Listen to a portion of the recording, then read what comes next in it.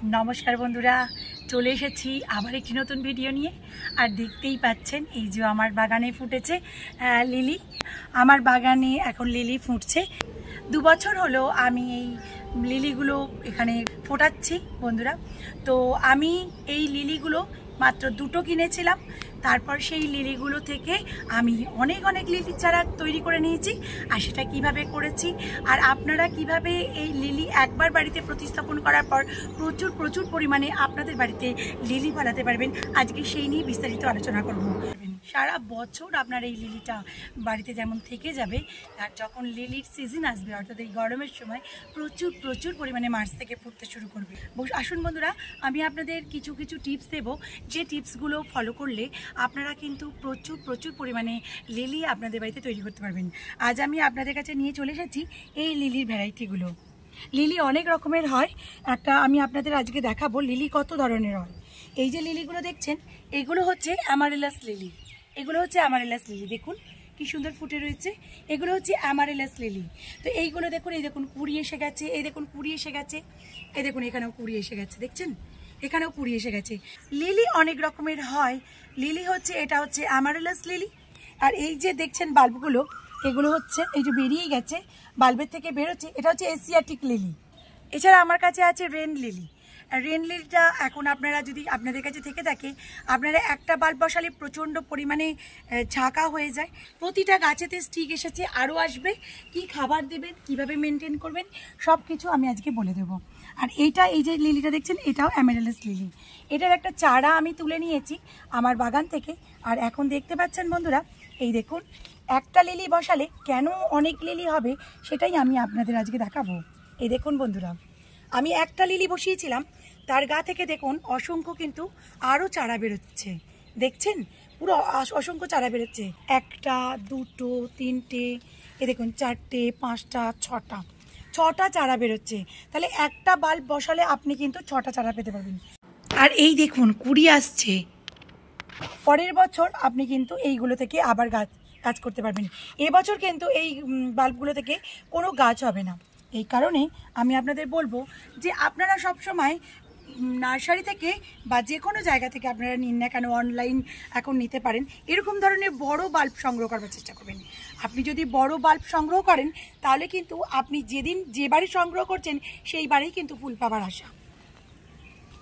তাই বন্ধুরা, আপনাদের অবশ্যই বলবো যে নার্সারি বা যে কোনো জায়গা থেকে আপনারা অবশ্যই বড় দেখে বাল্ব সংগ্রহ করুন। দেখবেন নার্সারিওয়ালারা আপনাদের ছোট অনেক সময় বাল্ব দিয়ে দেয় না বন্ধুরা, সেই বাল্বটা আনার পর ঠিক 1 বছর 2 বছর পরেই আপনাকে কিন্তু ফুল দেবেন।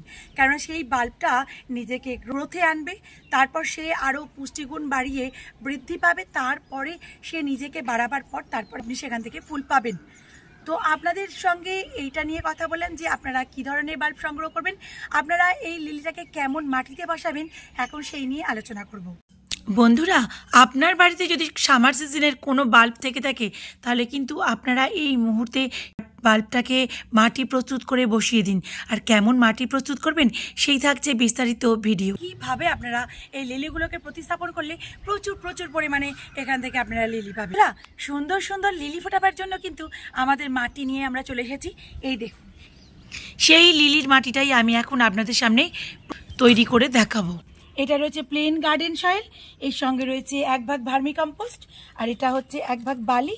আর আপনারা যদি পছন্দ করেন যে কোনো ধরনের বোন মিল দিতে পারেন। আমি কিন্তু এখানে এই বোন মিলটা ইউজ করছি।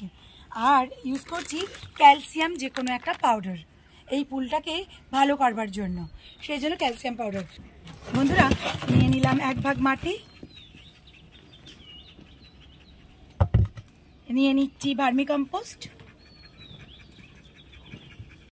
আপনারা যদি এই মাটিটা ট্রাই করেন বাড়িতে, দারুণ লিলি ফলাতে পারবেন, এটা বলতে পারি।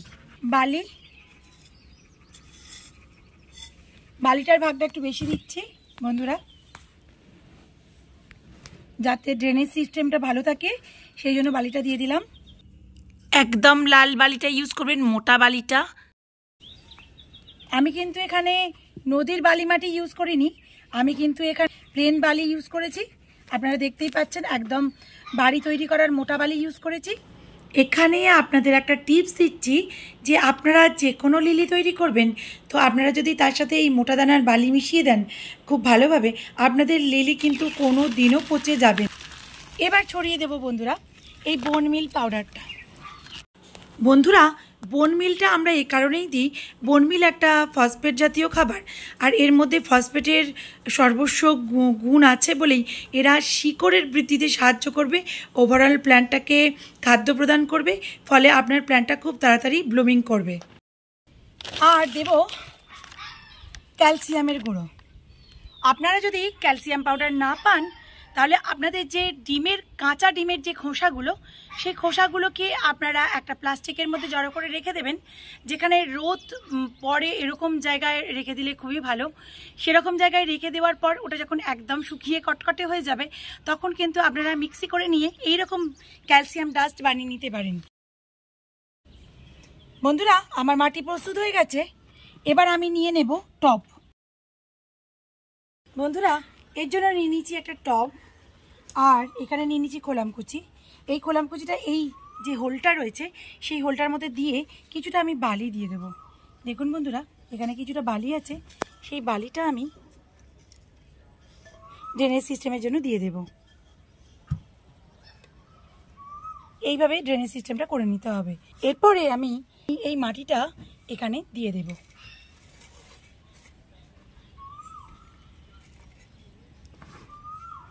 এখানে আমি পুরনো টব ইউজ করলাম, আপনারা যদি চান নতুন টবও ইউজ করতে পারেন।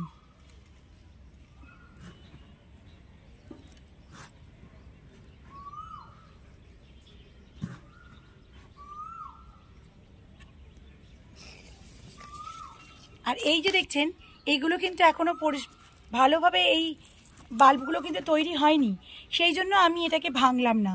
যদি বাল্বগুলো পুরুষ্ট হয়ে যেত, তাহলে কিন্তু আমি এগুলোকে ভেঙে দিয়ে আবার নতুন নতুন চারা তৈরি করে ফেলতাম।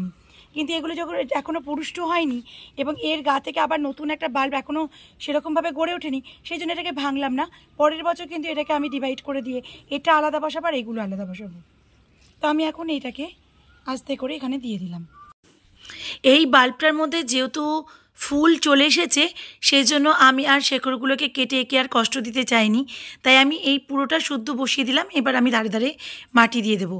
আর যে ছোটো ছোটো বাল্বগুলো আছে, সেগুলো অবভিয়াসলি এরপরে গ্রো হয়ে যাবে।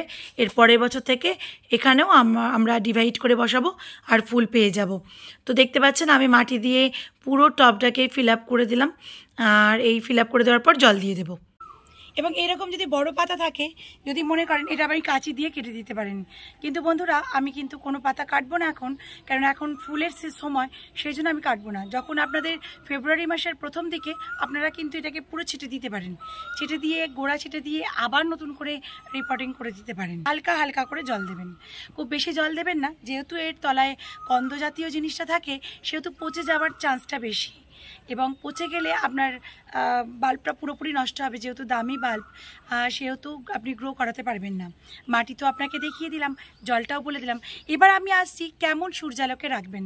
বন্ধুরা, লিলি কিন্তু খুব সূর্যালোক পছন্দ করে, সেই জন্য আপনারা যেদিনকে বসাবেন সেই দিনকেই আপনারা কিন্তু সূর্যের আলোতে রেখে দিলে কোনো ক্ষতি হবে না। এই লিলিগুলো বেশিরভাগ দেখবেন যে বর্ষাকালে বা গ্রীষ্মকালের সময় বেশি বেশি করে এরা পাতা সৃষ্টি করে, এবং পাতার পরেই আস্তে আস্তে করে এরকম ধরনের একটা স্টিক উঠতে থাকে এবং স্টিকেতে ফুল উঠতে থাকে। এ দেখুন, এখানে একটা স্টিক উঠছে, ফুল উঠছে। এখানে তো দেখিয়ে দিলাম নতুন করে একটা স্টিক উঠছে। আপনারা তো লিলিটাকে প্রতিস্থাপন করলেন, কিন্তু এরপরে আসছে লিলিটাকে 15 দিন অন্তর অন্তর আপনারা কি খেতে দেবেন। এমনিতে লিলিকে আপনি যে মাটিতেই বসান না কেন, সেই মাটিতেই লিলি গ্রো করা যায়। কিন্তু লিলির জন্য এই যে মাটিটা বলে দিলাম, এটা সর্বোৎকৃষ্ট মাটি। এটা যদি আপনারা বসাতে পারেন, তাহলে সেরকম খাবারের প্রয়োজন হয় না। কিন্তু আপনারা তারপরেও যদি খাবার দিতে চান, তাহলে কিন্তু আপনারা 10-26-26 বলে একটা এনপিকে পাওয়া যায়। বন্ধুরা, এই দেখুন, এই এনপিকেটা হচ্ছে 10-26-26, হালকা গোলাপি কালারের একটা এনপিকে। এটা কিন্তু 10-26-26। এই 10-26-26 এনপিকেটাও কিন্তু আপনারা দিতে পারেন। 2-4-5 দানা নিলেন, নিয়ে এরকমভাবে আপনি মাটিতে গোড়াতে ছড়িয়ে দিলেন, দিয়ে আপনি কিন্তু জল ঢেলে দেবেন। বেশি আপনাকে কোচাকুচি করতে হবে না, আপনি কিন্তু জাস্ট এরকম ছড়িয়ে দিয়ে আর জলটা ঢেলে দেবেন, তাহলেই কিন্তু আপনাদের প্রচুর পরিমাণে ফুল আসবে। তো বন্ধুরা, এই ছিল আমাদের ভিডিও। যদি ভালো লাগে তাহলে অবশ্যই লাইক শেয়ার করে আমার পাশে থাকুন। আর আপনারা যদি নতুন হয়ে থাকেন তাহলে অবশ্যই আমার চ্যানেলটাকে সাবস্ক্রাইব করে আমার সঙ্গে জুড়ে থাকুন। ভালো থাকবেন বন্ধুরা, সুস্থ থাকবেন, বাই।